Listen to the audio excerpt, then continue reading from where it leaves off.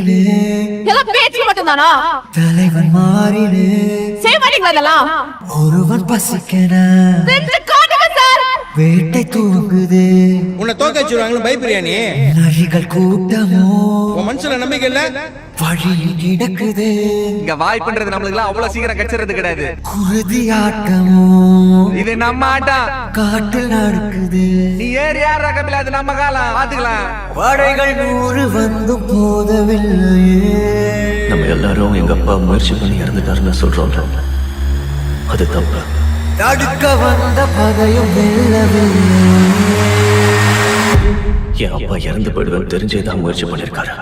போர் கண்ட சிங்கம்